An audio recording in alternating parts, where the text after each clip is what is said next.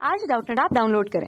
Doubtnut पर अपने सभी गणित, रसायन विज्ञान, भौतिक विज्ञान और जीव विज्ञान के डाउट्स का करो सफाया।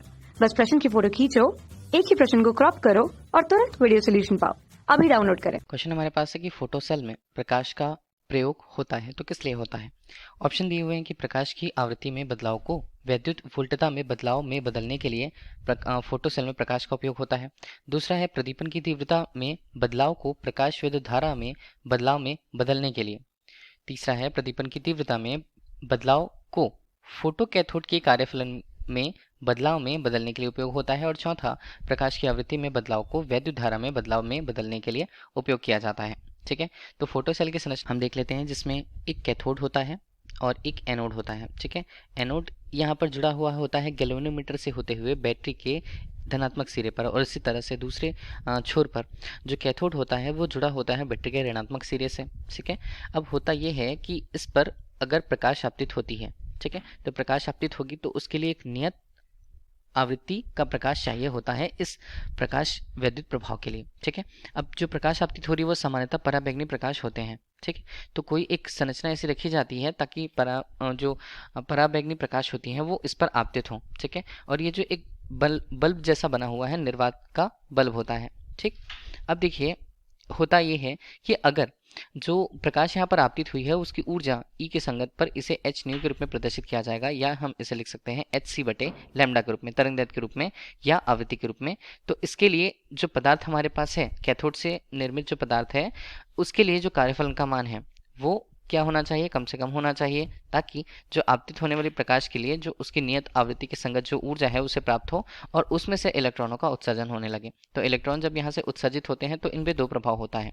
चूंकि एनोड यहाँ पर जुड़ा हुआ होता है बैटरी के धनात्मक सिरे से, तो वो धनात्मक विभव का वहाँ पर कार्य करता है, धनात्मक विभव वहाँ पर होते हैं, और साथ ही साथ जो उत्सर्जित फोटो इलेक्ट्रॉन्स वहाँ पर होते हैं उनमें गतिज ऊर्जा होता है। तो एक बात यहाँ पर, जो एनोड वहाँ पर होते हैं वो धनात्मक विभव में मौजूद होते हैं, उनके कारण जो आकर्षण होता है वो, और साथ ही साथ जो इलेक्ट्रॉनों में गतिज ऊर्जा होती है उसके कारण इलेक्ट्रॉन्स जो होते हैं वो कहाँ आने लगते हैं, इलेक्ट्रॉन्स एनोड की तरफ आने लगते हैं।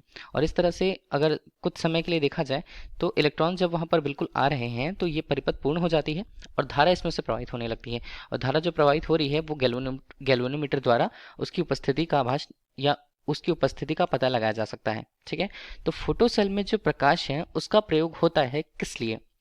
अब देखिए हमने ये बताया था कि आपतित प्रकाश के लिए एक न्यूनतम आवृत्ति होनी चाहिए, कम से कम एक ऐसी न्यूनतम आवृत्ति होनी चाहिए जिसके संगत उस पदार्थ से वो अपनी दहली आवृत्ति प्राप्त करके वहां से इलेक्ट्रॉनों का उत्सर्जन हो पाए, मतलब वो कार्यफलन के मान के अनुरूप न्यूनतम आवृत्ति की ऊर्जा यहाँ पर आनी चाहिए। तो इसका मतलब ये होता है कि न्यूनतम आवृत्ति जो होती है इसे हम न्यू नॉट प्रदर्शित करते हैं और ये दहली आवृत्ति कहलाती है। और दहली आवृत्ति जो होती है वो उस पदार्थ के लिए, जिस पदार्थ पर वो आपतित हो रही है, उसके लिए न्यूनतम आवृत्ति का मान होता है जिससे कि इलेक्ट्रॉनों का उत्सर्जन संभव हो पाए। अब यहाँ पर हमें देखना है कि फोटोसेल में प्रकाश का प्रयोग हम किस लिए कर रहे हैं या किस लिए इसका उपयोग होता है। तो देखिए हम यहाँ पर सीधे ही देखेंगे कि जो दूसरा ऑप्शन है कि प्रदीपन की तीव्रता में बदलाव को प्रकाश विद्युत धारा में बदलाव के लिए उपयोग किया जाता है। जैसे देखा यह जाता है कि जैसे जैसे यहाँ पर प्रकाश जो आपतित हो रही है, ठीक है, प्रकाश आपतित हो रही है, देखिए निश्चित आवृत्ति की प्रकाश अगर उस पर आपतित हो रही है तो निश्चित आवृत्ति हो गई, मतलब आवृत्ति में बदलाव नहीं होगा। तो यहाँ पर प्रकाश की जो तीव्रता है, प्रकाश की तीव्रता, इसे हम ये भी लिख सकते हैं कि निश्चित आवृत्ति की प्रकाश की तीव्रता में परिवर्तन करने पर जो वैद्युत धारा होती है वो भी क्या होती है, वो भी बदलने लगती है। किस रूप में, अनुक्रमानुपाती रूप से वैद्युत धारा, प्रकाश वैद्युत धारा जिसे हम कहते हैं। ठीक है, अब जैसे जैसे हम प्रकाश की निश्चित आवृत्ति के प्रकाश की तीव्रता में परिवर्तन करते हैं, उसे घटाते हैं या बढ़ाते हैं, तो वैद्युत धारा भी उसके संगत उसी अनुपात में घटती अथवा बढ़ती है। ठीक, तो इस तरह से प्रकाश की तीव्रता और वैद्युत धारा में एक रेखीय संबंध होता है। ठीक, तो यहाँ पर जैसे बोला गया है कि प्रदीपन की तीव्रता में प्रकाश को प्रकाश विद्युत धारा में बदलने के लिए, प्रकाश विद्युत धारा में बदलाव में बदल फोटो सेल में प्रकाश का प्रयोग होता है, तो ऑप्शन बी यहाँ पर करेक्ट होगा। ठीक है, प्रकाश की आवृत्ति में बदलाव हम नहीं करते हैं, इसलिए ऑप्शन ए और ऑप्शन डी को हमने गलत कहा।